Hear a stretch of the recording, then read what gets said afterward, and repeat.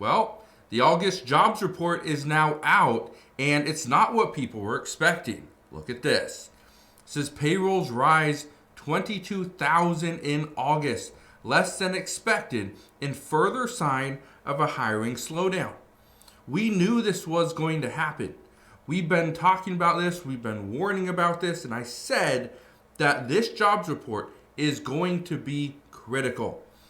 Because it came in at 22,000, there's a very good chance the Federal Reserve is now going to cut rates because they are seeing that the labor market is actually slowing. But look at this. It says non-farm payrolls increased by just 22,000 for the month, lower than the 75,000 forecast, while the unemployment rate rose to 4.3%. It says right here, the report showed a marked slowdown from the July increase of 79,000, which was revised up by 6,000. Revisions also showed a net loss of 13,000 in June. So again, we've been changing, we've been revising, and we're losing more jobs.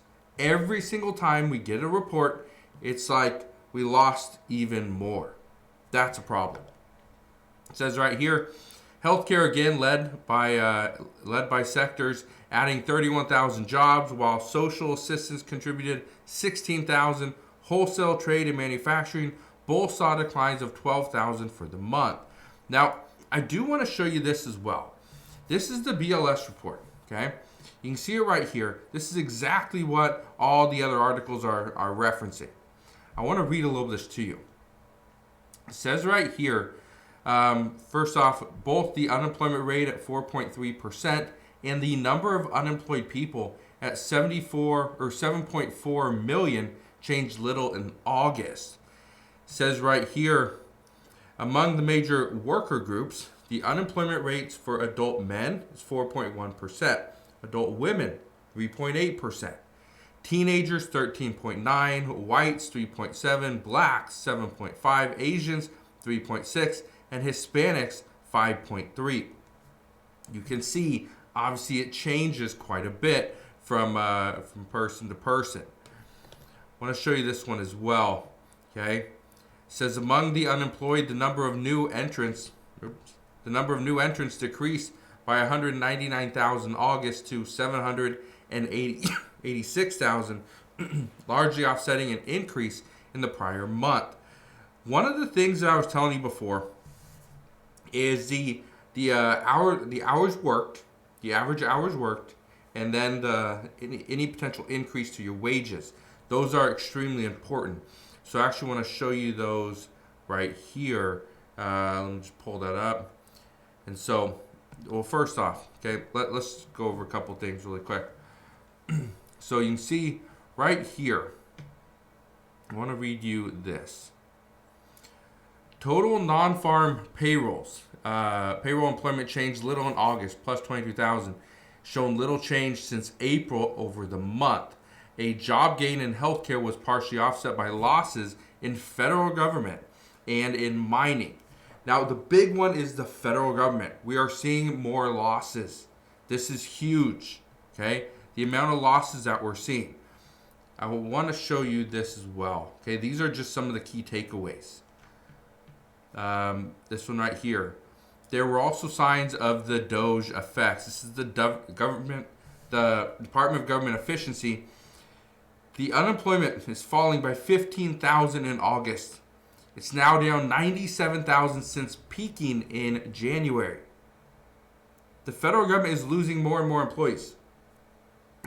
I said this before, that it wasn't just Doge that is making these cuts.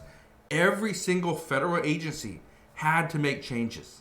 If they didn't make changes, they're going to see that their funding was going to be reduced no matter what. So we're seeing that right now. But this is the big one, okay? It says hint at broader weakness. Average weekly hours declined to 34.2 hours. Said the participation rate, which is the share of the population that is working or looking for work, it rose to 62.3. But the big thing is the hours. 34.2. That's actually been holding fairly steadily recently. So that right there isn't a huge concern, but the concern is that it's not 40 hours. And it hasn't been 40 hours for quite some time. But again, this is what I want to show you right here. Okay? It says average hourly earnings for all employees on private non-farm payrolls rose by 10%, or 0.3% to 36.53 in August. Over the past 12 months, average hourly earnings have increased by 3.7%.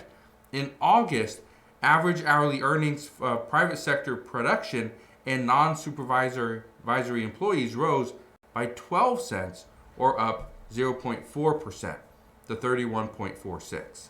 So, pretty good there.